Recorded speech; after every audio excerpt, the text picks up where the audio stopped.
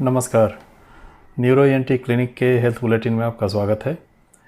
हम अभी से आने वाले समय में कोशिश करेंगे हर सप्ताह पूरे सप्ताह भर की जो हेल्थ अवेयरनेस की जो न्यूज़ होगी उस पे हम एक छोटा सा प्रेजेंटेशन रखें। इस सप्ताह जो मेजर न्यूज़ थे उसमें से कुछ को हमने रखा है।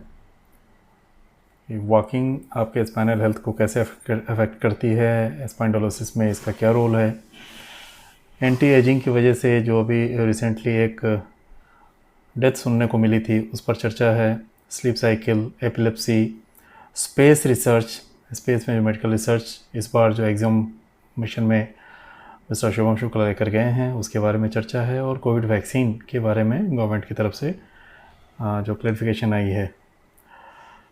तो हम शुरुआत करते हैं स्पाइन हेल्थ से। Spondylosis young adults, young population के लिए एक ट्रेजेडी की तरह है, काम करना भी ज़रूरी है। साथ साथ जो बैकएक है और सर्वाइकल पेन है वो इतना परेशान करता है कि लोग के वर्क आवर्स घट गए हैं, छुट्टियां बढ़ जाती हैं, मेडिकल लीव्स बढ़ जाती हैं।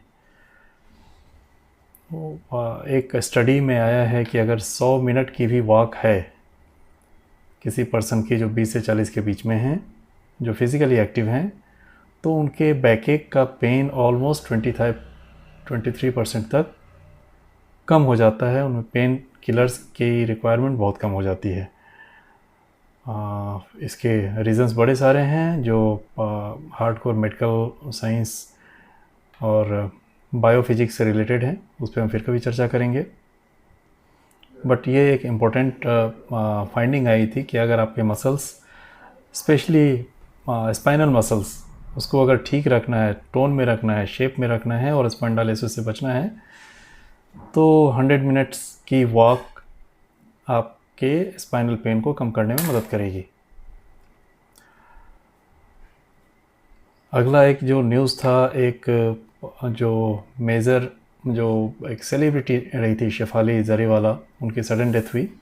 कारण बड़े सारे दिए गए, और पर जो मेजर एक न्यूज़ में चीज़ उभर कर आई वो ये कि she was using anti ageing formulas, और जिसमें हर किसी के बारे में तो इंफॉर्मेशन अवेलेबल नहीं है। बट एक था ये कि जो बोटॉक्स, जो बोtulinum टॉक्सिन होता है, उसको मेडिकली भी यूज़ किया जाता है मसल टोन को, मसल स्पाज़म को कम करने के लिए। जो चेहरे पर रिंकल्स होते हैं या किसी एक तरफ जो मसल की गड़बड़ी आती है जिसकी वजह से रिंकल्स एंड लाइंस बन जाते हैं, उसको स्मूथन करने के लिए बोटॉक्स लगाए जा सकते हैं। और वो बहुत ही सुपरवाइज्ड, बहुत ही निगरानी में लगाना चाहिए, बहुत ही एक्सपर्ट हैंड्स में होने चाहिए। आजकल कॉस्मेटिक लैब में भी इसकी चलन काफ़ी हो गई है। बट एक चीज़ ध्यान रखना होता है, ये एक न्यूरोटॉक्सिन है जो न्यूरोमस्कुलर जंक्शन पे काम करता है। मतलब ये कि अगर अपने नॉर्मल मात्रा से जहाँ पे इसको छोड़ा गया है, जिस मसल के अंदर छोड़ा गया है, वहाँ से अगर किसी वजह से ब्लड सर्कुलेशन में ज़्यादा अमाउंट में चला गया, तो ये आपके दूसरे मसल्स को भी, जो वॉलंटरी मसल्स हैं, जो दूसरे भी मसल्स हैं, उसकी भी पैरालिसिस होती है। और जिसमें सबसे ज़्यादा डेंजरस है कि अगर रेस्पिरेटरी मसल्स की पैरालिसिस हो गई तो जान जाने का खतरा होता है। तो ठीक है, एंटी एजिंग अच्छा दिखने की जो कवायद है वो अपनी जगह ठीक है, बट साथ साथ इसका भी ध्यान रखना होता है कि एक लिमिट है उसकी। उस लक्ष्मण रेखा को अगर ना पार करें या उस सुपरविज़न में लें तभी तक वो मेडिसिन है, अदरवाइज़ वो पॉइजनस हो सकता है। एक और एक न्यूज़ आई थी कि एक यंग पर्सन जो कार ड्राइव कर रहे थे, सडनली नींद के झोंके की वजह से एक्सीडेंट हुआ और उस कार की चपेट में आने वाले लोगों की मृत्यु हो गई या सीवियर इंजरी हुई। उसके बारे में तो ये था कि स्लीप कितना इम्पोर्टेंट है एक ड्राइवर को, या अगर आप किसी भी मशीन टूल पे काम करते हैं जहाँ पे आपकी मेंटल एग्जीक्यूटिव फंक्शंस की ज़्यादा ज़रूरत पड़ती है, तो आपके लिए एक स्पेशल एज ग्रुप के साथ 6 से 8 घंटे की नींद आवश्यक है। अगर वो नहीं करेंगे तो ब्रेन के जो डिफरेंट सर्किट्स हैं वो चरमरा जाते हैं। आपकी जो हायर मेंटल फंक्शंस है, जिसमें जजमेंट लेने की capacity, time to react for certain activity, वो इतना स्लो प्रोसेस हो जाता है कि बहुत ज़रूरी चीज़ें जैसे टाइम पे ब्रेक लगाना, टाइम पे पास देना या टर्न करना, वो डिले हो सकता है, जिसकी वजह से एक्सीडेंट्स होते हैं। इसलिए मिडनाइट में और अर्ली मॉर्निंग के जो एक्सीडेंट देखे गए हैं, उसका मेन रीज़न ये है कि ड्राइवर प्रायः अपने पिछले 24 घंटे में स्लीप पूरी नहीं कर पाया होता है, जिसकी वजह से इस तरह के एक्सीडेंट्स होते हैं और स्पेशली भी आवर्स में होते हैं। तो एक मेजर न्यूज़ थी जिस पे हमारा ध्यान गया। फिर एक सेलिब्रिटी ने एक पोस्ट किया था कि मिस फ़ातिमा शेख जो कहीं ट्रैवल कर रही थी अब्रॉड, उनको बीच में ही सीजर्स यानी कि फिट्स आने शुरू हो गए।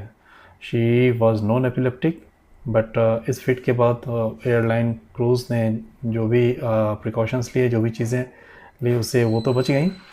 बट फिर ये आया कि क्या क्या चीज़ें हैं जो अगर आप एपिलेप्टिक हैं, आपको पता है कि आपको एपिलेप्सी है, तो क्या क्या चीज़ों का ध्यान रखना ज़रूरी है। ये मैंने कुछ हाइलाइट्स किए हैं, जिसमें कि सबसे इम्पोर्टेंट है आपका पर्पल कार्ड, और उस पर इम्पोर्टेंट चीज़ें लिखी होनी चाहिए। इसके साथ एक सबसे इम्पोर्टेंट जो इस बार का था स्पेस मिशन, जिसमें हमारे शुभम शुक्ला जी एक्सियम 4 के थ्रू इंटरनेशनल स्पेस स्टेशन पे डॉक किए हैं। मेडिकल रिसर्च हर बार ही होता है, इस बार भी है, जिसमें से दो चीज़ें थी कि सबसे इम्पोर्टेंटली देखी जाएगी कि आप ज़ीरो ग्रेविटी में ग्रोथ फैक्टर्स कैसे काम करते हैं, प्लस ज़ीरो ग्रेविटी में क्या फूड प्रोसेस फूड को उगाने का कोई ज़रिया बन सकता है। तो कुछ एल्गी पे रिसर्च किए जा रहे हैं इस बार। ये आने वाले टाइम पे एस्ट्रोनॉट्स के लिए ज़रूरतमंद सिद्ध होंगे। Muscle health, algae as a food, cancer research and mental health. Of course zero gravity में मेंटल हेल्थ काफ़ी फ़र्क पड़ता है। जैसे कि अगर किसी चीज़ को फोकस करना हो तो आपकी आँख को जो कॉन्ट्रैक्शंस चाहिए, जितनी एफर्ट चाहिए, वो उसमें दिक्कत आ सकती है। आप गेज़ फिक्स करने में दिक्कत होती है, बॉडी के सिंक्रोनाइजेशन में दिक्कत होती है। तो इस तरह की चीज़ें हैं, ये मेडिकल रिसर्च की चीज़ें थी जो इस बार के स्पेस स्टेशन में ये रिसर्च किया जाएगा, उसका डाटा कलेक्ट किया जाएगा, जो आगे आने वाले टाइम पे फिर हम देखेंगे। एक और सबसे इम्पोर्टेंट खबर जो मुझे लगी, जो कल ही गवर्नमेंट ऑफ इंडिया के डिपार्टमेंट ICMR और national centre for disease control की तरफ से आया था कि कर्नाटक के एक ज़िले में एक महीने के अंदर 18 डेथ्स हुई थी। तो उस पर काफ़ी न्यूज़ में चला कि ये डेथ्स क्यों हुई हैं, सारी यंग डेथ्स थी। कार्डियक अरेस्ट मेन कारण माना गया था। तो कहीं ना कहीं इसको लोग बाग कोविड के वैक्सीन से उन्होंने जोड़ना शुरू किया था। हमें ऐसा लगता है कि ये एक गहन ही रिसर्च का विषय है, पर मोटी मोटी बात यह है कि जिस कोविड के प्रताड़ना को हमने देखा या पूरे संसार ने देखा, उस समय भले मानसा थे, जिसको भी जो समझ में आया उसने किया। कोविड वैक्सीन का लोगों को इस समस्या से उबारने में बड़ा हाथ रहा है। उसका इफ़ेक्ट निश्चित रूप से हो सकता है कुछ रहा हो, लॉन्ग टर्म इफ़ेक्ट क्या होते हैं वो बाद में आएंगे।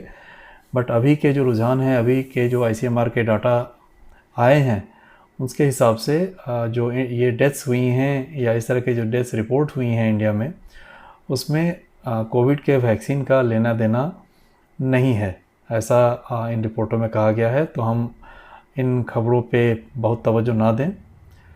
और इस सप्ताह के लिए ये जो 6 खबरें थी, इम्पोर्टेंट थी। हम अगले हफ्ते फिर से कुछ इम्पोर्टेंट जो भी न्यूज़ होगा हेल्थ से रिलेटेड, मेंटल हेल्थ से रिलेटेड, तो उस पर हम फिर से चर्चा करेंगे। आपके पास अगर कोई इस तरह की न्यूज़ आती है जो मेन पेपर में, न्यूज़पेपर में जो ऑथराइज सोर्सेज हैं उसमें आई हों, तो आप कमेंट में या पर्सनल मैसेज में हमें शेयर कर सकते हैं। धन्यवाद।